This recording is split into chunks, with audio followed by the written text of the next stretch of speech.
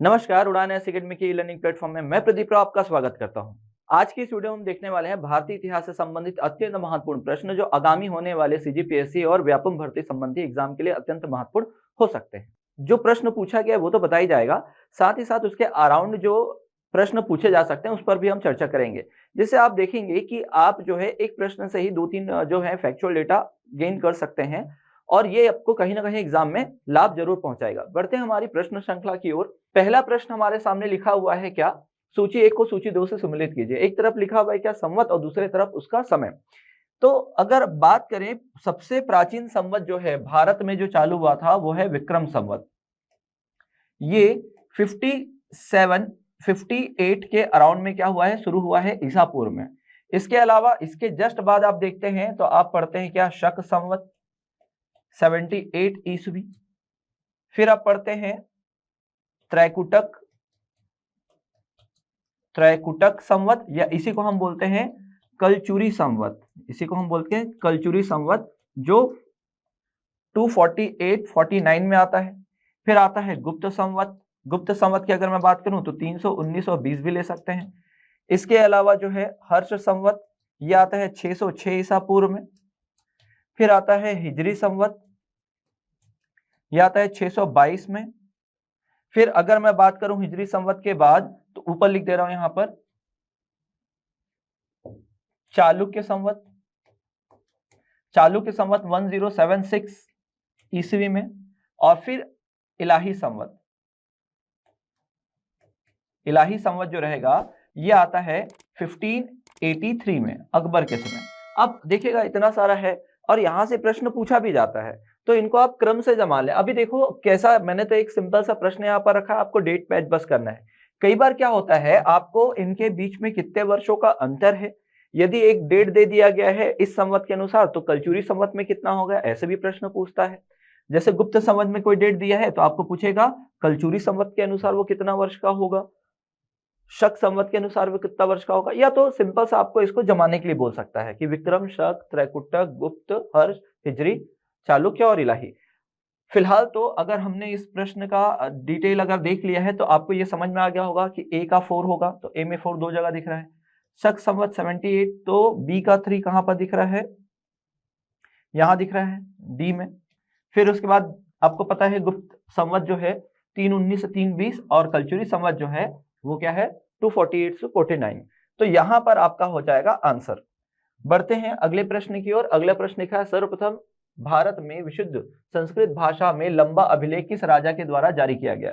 देखिए संस्कृत भाषा का प्रयोग जो है बहुत प्राचीन समय से भारत में हो रहा है, लेकिन अभिलेख बनवाने के लिए संस्कृत भाषा का प्रयोग जो है क्षत्रप शासक रुद्रदामन के किया गया। रुद्रदामन के द्वारा किया गया और रुद्रदामन ने क्या किया, गिरनार पर्वत पर सुदर्शन झील का उल्लेख कराते हुए इस अभिलेख को बनवाया और इसमें 4 शासकों की जानकारी मिलती है वर्तमान समय में। तो एक है चंद्रगुप्त मौर्य, दूसरे अशोक, तीसरे रुद्रदामन, चौथे स्कंदगुप्त। इन सबका जानकारी जो है आपको कहां मिलता है, शक राजा रुद्रदामन के जूनागढ़ अभिलेख में, जिसे गिरनार अभिलेख या काठियावाड़ अभिलेख भी कहते हैं। बढ़ते हैं अगले प्रश्न की ओर। प्राचीन काल के भारत पर आक्रमण के संदर्भ में कौन सा कालानुक्रम सही है, आपको ये बताना है। तो अगर मैं बात करूं सबसे पहले अगर भारत पर किसी ने आक्रमण किया है तो ईरानियों ने किया है, मनी वंश के शासक कुरुस, और फिर उसके बाद डेरियस ने। फिर यूनानी आते हैं सिकंदर, फिर यवन आते हैं मिनांडर, यवन के बाद आते हैं शक, इसमें हम रुद्रदामन को पढ़ते हैं, फिर पहलव गोंदोफर्निस, और फिर उसके बाद देखते हैं कुषाण जिसमें हम कनिष्क के बारे में पढ़ते हैं। तो आप देख लीजिएगा कौन सा मैच कर रहा है, ईरानी यूनानी, यूनानी से ही शुरू हुआ है तो यूनानी, यूनानी के बाद होना चाहिए। अब यहां पर आपको देखना है यूनानी तो दिख रहा है, यूनानी है, यूनानी के बाद आपको शक मिलना चाहिए। देखो यवन नहीं दिया हुआ है यहां पर, आप ध्यान देना, आपको यवन नहीं दिया हुआ है तो यवन के बाद आपको डायरेक्ट क्या लिखना है, शक, फिर पहलव, फिर कुषाण। तो यहां पर आप देखिए यवन, यूनानी, शक, पहलव और कुषाण। तो आपका जो आंसर हो जाएगा वो क्या हो जाएगा, बी हो जाएगा। बढ़ते हैं अगले प्रश्न की ओर। अगला प्रश्न लिखा हुआ है सूची 1 को सूची 2 से सम्मिलित कीजिए। सूची 1 में जहां राज्य लिखा हुआ है और दूसरी तरफ क्या लिखा हुआ है, राजधानी लिखा हुआ है। तो शुंग की राजधानी जो है, पुष्यमित्र शुंग ने अपनी राजधानी विदिशा, जिसको बीसनगर कहते हैं, इसको बनाया था। चेदी राजवंश के राजा खारवेल और उनकी राजधानी क्या रहेगी, कलिंग। सातवाहनों की जो राजधानी थी वो थी प्रतिष्ठान। वही कुषाणों की दो राजधानियां थी, एक थी मथुरा भारत के अंदर और भारत के बाहर थी पुरुषपुर अर्थात आज का पेशावर। तो यहां पर देखिएगा ए में 4 होना चाहिए, तो ए में 4 दो जगह दिख रहा है, बी में 2 होना चाहिए, तो बी में 2 यहीं पर दिख रहा है और कहीं नहीं दिख रहा, तो यही क्या है आपका आंसर है। देखिए ऐसे भी प्रश्न पूछे जाते हैं और खासकर सहकारिता के लिए ऐसे प्रश्नों की तैयारी जरूर करिएगा। बढ़ते हैं अगले प्रश्न की ओर। अगला प्रश्न हमारे सामने है, निम्नलिखित में से कनिष्क के समकालीन कौन थे? तो कनिष्क के समकालीन, देखिए कनिष्क के दरबार में अगर मैं बात करूं कनिष्क का समय, ये प्रसिद्ध कुषाण वंशीय शासक है। अगर इनका समय अगर देखा जाए 78 से 144 ईस्वी के अराउंड इन्होंने शासन किया है। इनके दरबार में बहुत सारे विद्वान थे, खासकर बौद्ध विद्वान जैसे अश्वघोष, जिसको इन्होंने क्या किया था, मगध अभियान में प्राप्त किया था। फिर वसुमित्र, आपको याद होगा कि अश्वघोष और वसुमित्र जो है वो चौथे बौद्ध संगीति में अध्यक्ष और उपाध्यक्ष की भूमिका निभाते हैं, ये अध्यक्ष रहते हैं और ये उपाध्यक्ष। इसके अलावा नागार्जुन, ये भी बौद्ध विद्वान है। फिर आप याद रखना पार्श्व, जिनके कहने पर कनिष्क ने चौथी बौद्ध संगीति कराई थी। फिर चरक, चरक संहिता लिखी थी इन्होंने। इसके अलावा मंथर जो एक कूटनीतिज्ञ थे। इस प्रकार जो है इतने विद्वान हैं। अब देखिए कौन कौन सा मैच कर रहे हैं, नागार्जुन, अश्वघोष और वसुमित्र। बाकी का नाम आपको यहां पर दिखाई नहीं दे रहा है, तो ये आप नोट करके रख लीजिएगा। नेक्स्ट क्वेश्चन की ओर बढ़ते हैं और लिखा हुआ है क्या, सूची 1 को सूची 2 से सम्मिलित कीजिए। एक तरफ प्राचीनतम स्थल और पुरातत्वीय अवशेष। तो एक तरफ हमको सिंधु घाटी सभ्यता के कुछ स्थल दिख रहे हैं और दूसरे तरफ हमको क्या दिख रहे हैं कि उनसे क्या क्या मिला है। जैसे लोथल, लोथल से मिला हमको गोदी बाड़ा, है ना। फिर उसके बाद कालीबंगा या कालीबंगन से क्या मिलता है हमको, जुते हुए खेत मिलते हैं। धौलावीरा से हमको 10 अक्षर चिन्हों वाला शिलालेख मिला हुआ है। और बनावली से क्या मिलता है, पक्की ईंटों से बनी हुई हल्की आकृति या प्रतिकृति, ये प्राप्त हुई है। तो मुझे ए का क्या चाहिए, 2 चाहिए। ए में 2 दो जगह दिख रहा है। फिर बी में 1 चाहिए, वेरी गुड, है यहाँ पर भी, है ना, दोनों में है। और तीसरा अगर देखते हैं तो हमें सी में क्या चाहिए, 4 चाहिए। तो वो कहाँ मिल रहा है आपको, यहाँ पर मिल रहा है। ये आपका क्या हो जाएगा, आंसर हो जाएगा। बढ़ते हैं अगले प्रश्न की ओर। अगले प्रश्न में लिखा हुआ है, सूची 1 को सूची 2 से सम्मिलित कीजिए। एक तरफ लिखा हुआ है जहांगीर की पत्नियां और दूसरी तरफ उनकी उपाधियां या पदनाम।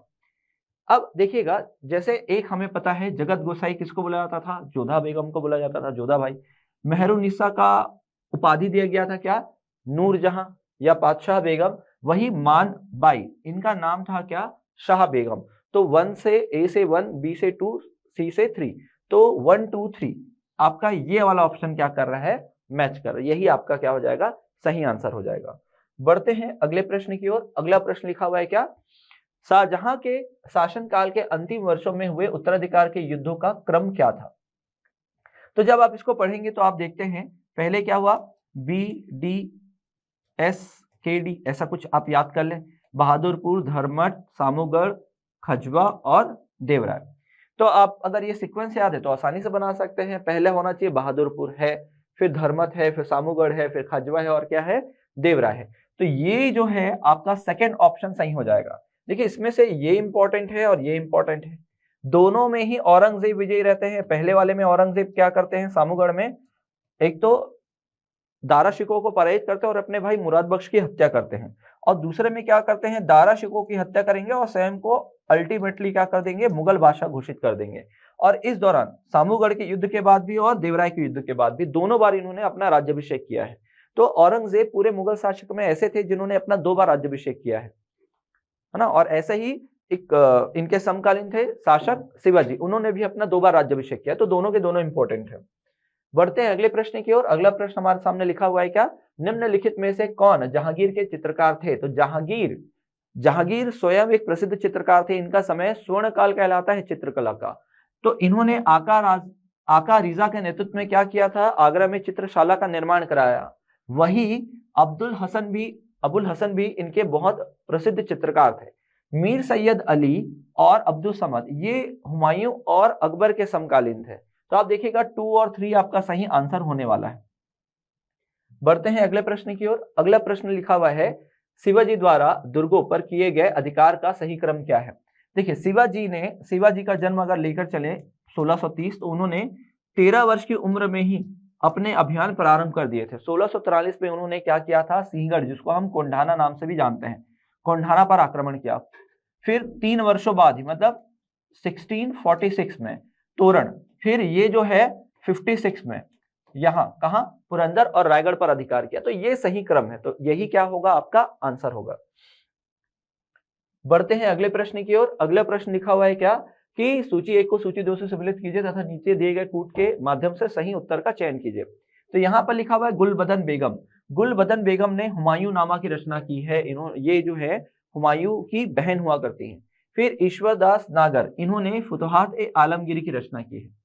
याहया बिन अहमद सरहिंदी, इन्होंने तारीख ए मुबारक शाही की रचना की है। अब्बास खां सरवानी, ये तारीख ए शेरशाही की रचना की। तो अब देखिएगा, मुझे ए का बी मतलब ए में 2 चाहिए, बी में क्या चाहिए 3। तो देखिएगा 3 और 4 कहाँ मिल रहा है, यहीं पर मिल रहा है। तो 2 भी अगर आपको ऑप्शन पता हो तो ऐसे क्वेश्चन बड़ी आसानी से बनाए जा सकते हैं। अब ये जरूरी नहीं है आपको सारा का सारा पता हो, जैसे कि हमें ये तो पता है कि गुलबदन बेगम ने क्या लिखा हुआ है, हुमायूं नामा लिखा हुआ है। तो आप देखिएगा ए में 3 कहाँ मिल रहा है, तो 2 जगह मिल रहा है, मतलब 2 ऑप्शन तो आपके बिल्कुल नहीं हो सकते। अब आपको इन्हीं दोनों में देखना है। अब जैसे कि अहमद सरहिंदी, ये दरबारी विद्वान थे, सैयद वंश के शासक मुबारक शाह के। तो इस प्रकार जो होगा उनसे वो मैच कर जाएगा, तो बाकी पूरा बना लेंगे आप। बढ़ते हैं अगले प्रश्न की ओर। अगला प्रश्न है, मराठों के उत्कर्ष के महत्वपूर्ण कारण क्या थे। मराठों की भौगोलिक स्थिति, बिल्कुल महाराष्ट्र की भौगोलिक स्थिति के कारण ही क्या हुए, वो अधिक जीवट हुए, है ना, और संघर्ष पूर्ण कार्य करने में लगे रहे। दूसरा, औरंगजेब की हिंदू विरोधी नीति, ये भी सही है। मराठा धर्म सुधारकों का प्रभाव, ये भी सही है। शिवाजी द्वारा दक्षिण के शासकों से आर्थिक व सैन्य सहायता प्राप्त करना, नहीं, आर्थिक व सैन्य सहायता इन्होंने प्राप्त नहीं की। वही शिवाजी का जुझारू व्यक्तित्व, ये सही है। तो 4 जहां पर दिया है वो गलत है, 4 जहां पर दिया है वो गलत है। उनको किसी प्रकार की आर्थिक सहायता और सैन्य सहायता नहीं मिली थी। ठीक है, बढ़ते हैं अगले प्रश्न की ओर। अगला प्रश्न हमारे सामने क्या है, शिवाजी की भू राजस्व व्यवस्था के संदर्भ में क्या सत्य नहीं है। शिवाजी ने रस्सी द्वारा माप के स्थान पर काठी और मानक छड़ी का प्रयोग किया, बिल्कुल सही है, काठी और मानक छड़ी का प्रयोग किया। भू राजस्व या लगान की दर आरंभ में कुल उपज का कितना होता था, 33% था, जो बाद में कितना हो गया 40। वो भी कब होता है, जब पुरंदर की संधि होती है और इनको अपने विजित 35 में से 23 किलो मुगल को सौंपने होते हैं, तब होता है। ये भी सही है। दूसरा, शिवाजी ने जमींदारी व जागीरदार का विरोध करते हुए महलवाड़ी व्यवस्था को अपनाया, नहीं, शिवाजी का जो राजस्व व्यवस्था था वो रैयतवाड़ी व्यवस्था पर आधारित थी। रैयतवाड़ी व्यवस्था पर क्या थी, आधारित थी। तो आपको महलवाड़ी याद नहीं रखना, आपको याद रखना है रैयतवाड़ी। तो यही गलत है। बाकी ये भी सही है, शिवाजी ने बीजापुर के सरदार अफजल खां की हत्या की थी, ये भी सही है। तो इसमें से सी ऑप्शन आपका गलत है। बढ़ते हैं अगले प्रश्न की ओर। अगला प्रश्न हमारे सामने लिखा है क्या, निम्नलिखित में से किस किस ने लॉर्ड वेलेजली के साथ सहायक संधि पर हस्ताक्षर किए। अब इसको ऐसा याद कर लो, HMTAP, है ना, HMTAP। अब आपको लगेगा क्या है, तो H से याद रखो हैदराबाद, हैदराबाद हो गया। दूसरा हो गया क्या, मैसूर, मैसूर के बाद तंजौर, तंजौर, तंजौर के बाद क्या हो जाएगा आपका, अवध, अवध के बाद हो जाएगा पेशवा।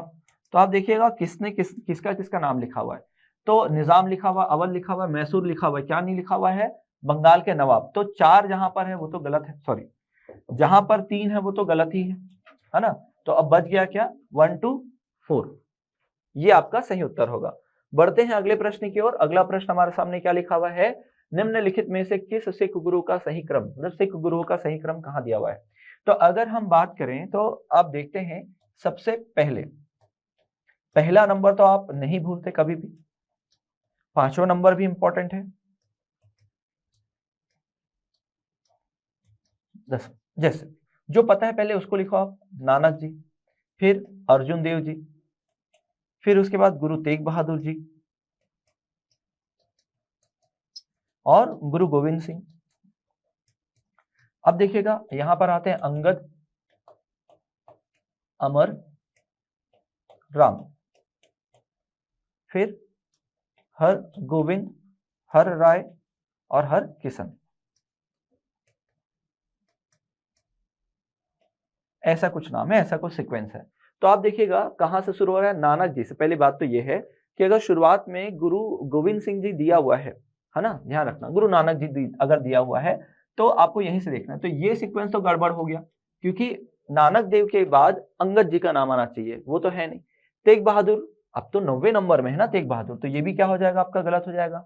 तेग बहादुर जी के बाद कौन आएंगे, अंगद देव, अर्जुन देव, फिर अमरदास जी तो पहले आने थे, ये भी गलत हो गया। तो अमरदास, रामदास, अर्जुन देव, तेग बहादुर, ये सही क्रम है आपका। तो थोड़ा थोड़ा एलिमेंट आपको पता होना चाहिए, तभी जाकर आप इसको क्या कर सकते हैं, क्लिक कर सकते हैं, है ना। अब ये सीक्वेंस तो जरूरी नहीं है पूरा हर बार याद रहे आपको एग्जाम में, लेकिन आपको थोड़ा प्रैक्टिस करना पड़ेगा। और खासकर ऐसे जो महापुरुष हुए थे सिख धर्म में, इनको तो याद करना ही है आपको। बढ़ते हैं अगले प्रश्न की ओर। अगला प्रश्न हमारे सामने है क्या, हड़प नीति, डॉक्ट्रिन ऑफ लैप्स के अंतर्गत कौन से भारतीय राज्य कब्जे गए थे। तो ऐसा है कि अगर मैं बात करूं किनको किनको हड़पा गया था, तो सतारा, जैतपुर, संबलपुर, बघात, उदयपुर के बाद देखेंगे आप झांसी,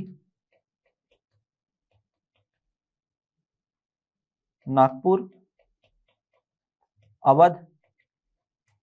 अब देख लीजिएगा कहां कहां आपका मैच कर रहा है। त्रावणकोर नहीं, भावनगर नहीं, सतारा तो है, भावनगर नहीं, मैसूर भी है, मैसूर नहीं है ना। तो बचा क्या है आपका, ये वाला झांसी, नागपुर, अवध। तो यही क्या होगा आपका सही आंसर है। बढ़ते हैं अगले प्रश्न की ओर। अगला प्रश्न लिखा हुआ है, कालक्रम अनुसार व्यवस्थित कीजिए। साइमन कमीशन का भारत आगमन, साइमन कमीशन का भारत आगमन जो है 3 फरवरी 1928 में है। अगला है असहयोग आंदोलन। असहयोग आंदोलन को अगर मैं शुरुआत कहूं तो आप 1 अगस्त को ही शुरुआत बोल सकते हैं, 1 अगस्त 1920 को। रीजन था, इस दिन गांधी जी और तिलक जी दोनों को संयुक्त रूप से इसका संचालन करना था, लेकिन तिलक जी की हो जाती है मृत्यु 1 अगस्त के दिन। तभी क्या होता है, तिलक जी के इस दिन को ही विशेष बनाने के लिए क्या करते हैं, असहयोग आंदोलन चालू करते हैं। फिर पूना पैक्ट, पूना पैक्ट जो हुआ था ये 24 सितंबर 32 को हुआ था, जिसमें गांधी और अंबेडकर समझौता भी से बोलते हैं। और गांधी इरविन जो पैक्ट है वो 5 मार्च 31 को हुआ था 1900। अब देखिएगा इन सब में सबसे पहले तो पहला हुआ, फिर यहां पर असहयोग आंदोलन हुआ, फिर साइमन कमीशन हुआ, फिर उसके बाद क्या हुआ, 4th नंबर गांधी इरविन समझौता, और फिर हुआ कौन सा, पूना पैक्ट। तो 2143 आपका आंसर कौन सा हो जाएगा, डी सही हो जाएगा। ऐसे भी प्रश्न पूछे जाते हैं इतिहास से संबंधित। बढ़ते हैं अगले प्रश्न की ओर। अगला प्रश्न हमारे सामने लिखा हुआ है क्या, कि भारतीय राष्ट्रीय कांग्रेस 1947 में देश के विभाजन पर सहमत हो गई, इसका प्रमुख कारण क्या था। देखिए जब आप देखते हैं इस दौरान पढ़ते हैं तो आपको पता चलता है कि दंगे इतने ज्यादा हो रहे थे, सबको पता था कि पार्टीशन होगा ही, रूपरेखा बन चुकी है, मुस्लिम लीग के सदस्यों ने तो इसे स्वीकार कर ही लिया था। तो इस दौरान जो थे पाकिस्तान क्षेत्र से भारत में आ रहे थे और भारतीय क्षेत्र से पाकिस्तान को जो जा रहे थे, उनके साथ बड़ा अमानवीय घटनाएं हो रही थी, कई लोगों को मौत के घाट उतारा जा रहा था। तो उस दौरान जो है दंगों को रोकने के लिए, पावर को अपने हाथ में लेने के लिए इन्होंने क्या किया, विभाजन को स्वीकार किया। तो एक तो ये जरूर याद रखिएगा, कांग्रेस बड़े पैमाने पर सांप्रदायिक दंगों को क्या करना चाहती थी, टालना चाहती थी। अगर विभाजन को नहीं स्वीकारा जाता तो ये जो दंगे थे लगातार बढ़ते चले जाते हैं। तो इसका आंसर आप सी ही लीजिएगा। बढ़ते हैं अगले प्रश्न की ओर। अगला प्रश्न हमारे सामने है, नेहरू रिपोर्ट को अंतिम रूप से अगस्त 1928 में आयोजित सर्वदलीय सम्मेलन में स्वीकार किया गया। इस सम्मेलन की अध्यक्षता किसने की थी। देखिए अगर आप पढ़ते हो सर्वदलीय सम्मेलन तो 3 सर्वदलीय सम्मेलन होते हैं, फरवरी, मई और अगस्त में।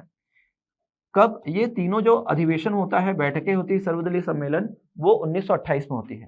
पहले की अध्यक्षता एम ए अंसारी, सेकंड में मोतीलाल नेहरू, थर्ड में फिर एम ए अंसारी। तो आपको यही तो पूछा है 28 अगस्त में अध्यक्ष किसकी अध्यक्षता में हुई थी, तो आपको याद रखना है डॉक्टर अंसारी, मतलब मुख्तार अहमद अंसारी, केवल लिखा है डॉक्टर अंसारी, तो आप याद रखिएगा मुख्तार अहमद, ये एम ए अंसारी को बोला जा रहा है। बढ़ते हैं अगले प्रश्न की ओर। अगला प्रश्न हमारे सामने क्या लिखा है, देखिएगा, भारत के स्वतंत्रता संग्राम के संदर्भ में निम्न घटनाओं पर विचार कीजिए। जब आप पढ़ते हैं मेरठ षड्यंत्र, मेरठ षड्यंत्र जो है ये आप देखते हैं 1928-29 के आसपास। फिर देखते हैं गांधी इरविन, अभी थोड़ी देर पहले आपने देखा मार्च 31 में। वही मैकडॉनल्ड सांप्रदायिक पंचायत जो है 16 अगस्त 1932 को आया था।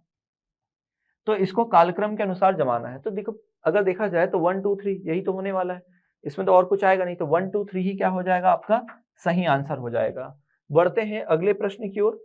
अगला प्रश्न हमारे सामने लिखा हुआ है कि 1927 की बटलर कमेटी का गठन के क्या उद्देश्य थे।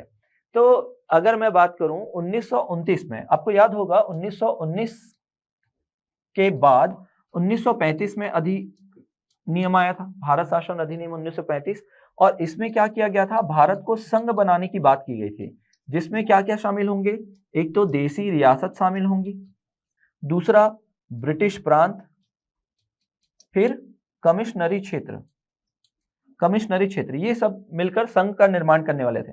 लेकिन यहां पर क्या हुआ, 1927 में बटलर समिति का निर्माण किया गया इरविन के कार्यकाल में, और बोला गया कि ऐसा पॉसिबल तब होगा ना जब ये मिलेंगे, तो इनसे वार्तालाप करने के लिए क्या करना पड़ेगा, आपको एक समिति बनानी पड़ेगी ताकि ये सभी रियासतों से जाकर बात करे। तो आप देखिएगा भारतीय सरकार और देसी राज्यों के संबंध को सुधारने के लिए क्या किया गया था, बटलर समिति का निर्माण किया गया था। तो ये बहुत इंपॉर्टेंट समिति, मेंस में भी इससे प्रश्न पूछा गया है। तो जितने भी प्रश्न मैंने आपको यहाँ पर बताए सभी के सभी इंपॉर्टेंट थे, और मैंने कोशिश की है कि इसके आसपास की जो भी घटनाएं हैं वो भी आपको बता दूं, जिससे आने वाले एग्जाम में आपकी अच्छी खासी तैयारी हो जाए। ऐसे ही महत्वपूर्ण प्रश्नों की श्रृंखला के साथ मैं आपको फिर मिलूंगा अगले वीडियो में, तब तक के लिए धन्यवाद।